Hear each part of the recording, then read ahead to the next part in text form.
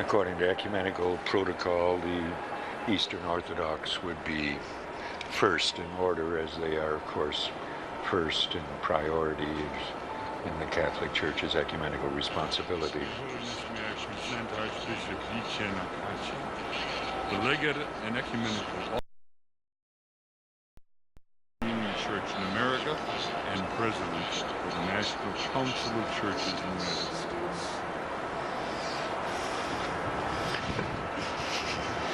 Holiness, may I present Reverend Dr. Donald McCoy, representing the presiding Bishop Mark Hansen of the Evangelical Lutheran Church in America.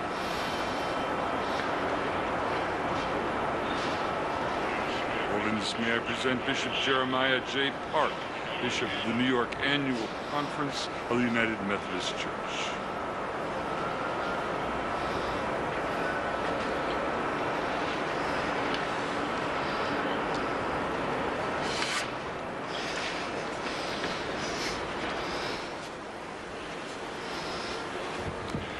Your Holiness, may I present Reverend Wesley Granberg Michelson, the General Secretary of the Reformed Church in America.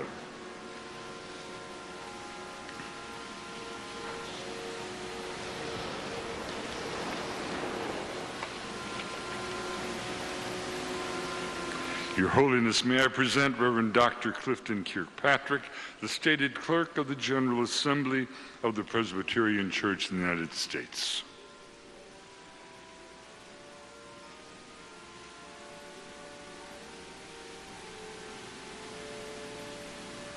Your Holiness, may I present Reverend Dr. William J. Shaw, President of the National Baptist Convention, United States.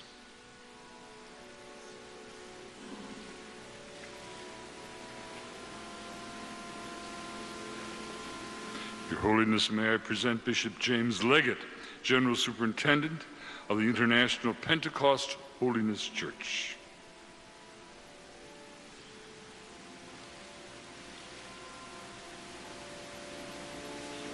Your Holiness, may I present Dr. Leith Anderson, President of the National Association of Evangelicals.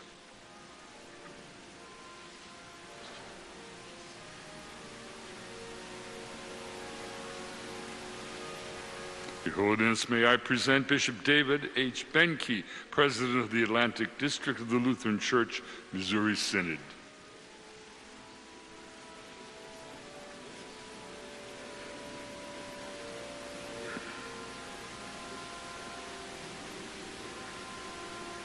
Your Holiness, may I present Reverend Dr. A.R. Bernard Sr., President of the Council of Churches of the City of New York.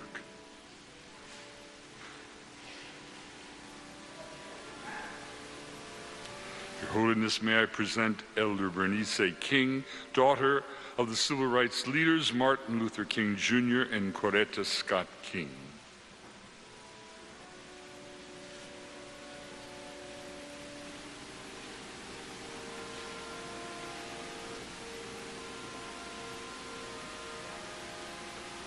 Your Holiness, may I present Reverend Jimmy Song Jilim, Executive Director of the Council of Churches of the City of New York.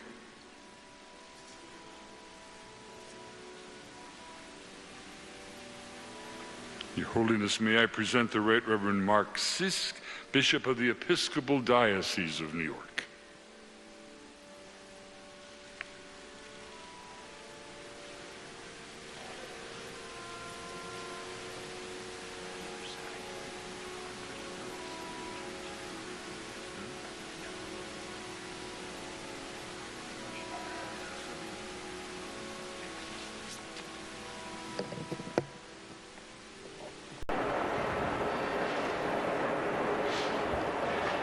Your Holiness, may I present Archbishop Kayang Barsamian, Primate of the Eastern Diocese of the Armenian Church in America.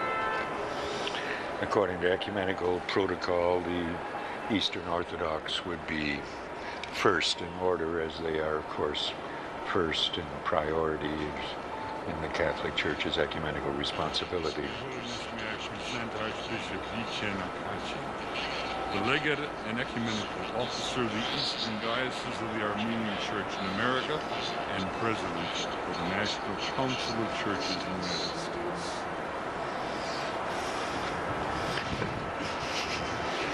Holiness, may I present Reverend Dr. Donald McCoy, Rome, the eternal city. Today it's a place dominated by Christianity. Its churches rule the skyline. Its faithful pack the streets. Every year, thousands upon thousands of pilgrims from across the world flock here to worship in the place that is truly the beating heart of the Catholic faith. For many, Rome's status as a holy city begins with Christianity. But in fact, its origin as a sacred site owes everything to its pre-Christian past. It was exotic pagan deities who were first credited with transforming a hillside village to the capital of the most powerful empire the world has ever known. These were the gods of thunder, love, war, and wisdom, who dominated the city for 1,000 years and held its fortune in their hands.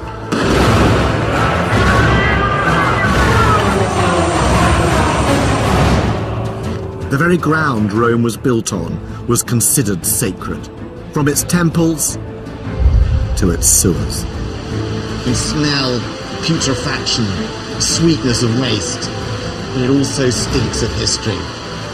It's a secret world lost in time. This is a city I've always been drawn to.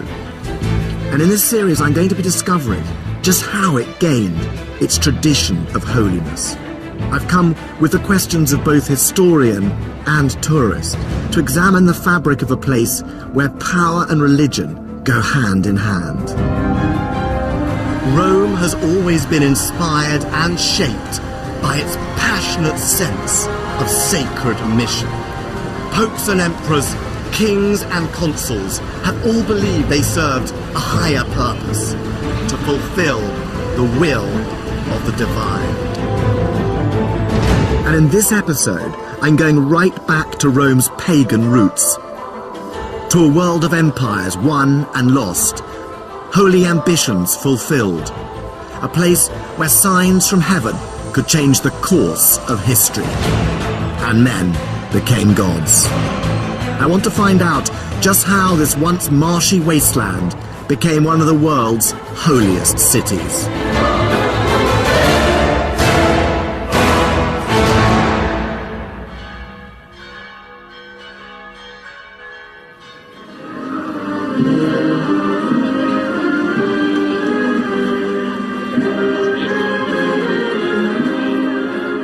Every July, Rome celebrates one of its favourite festivals.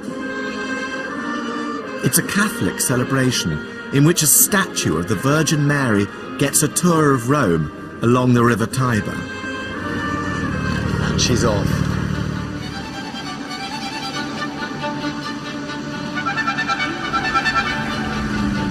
It's quite a bizarre sight. The Mother of God taking a ride on a motorboat. But it does sum up Rome today. Here, religious pageantry is the city's daily theatre, on the streets and on the water. Christianity rules the holy city, but everywhere you look, paganism lurks just beneath the surface.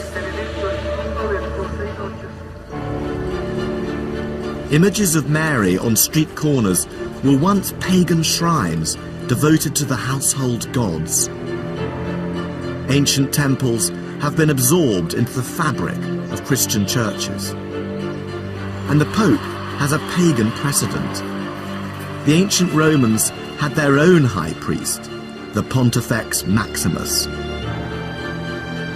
Even this procession has echoes of the pagan world.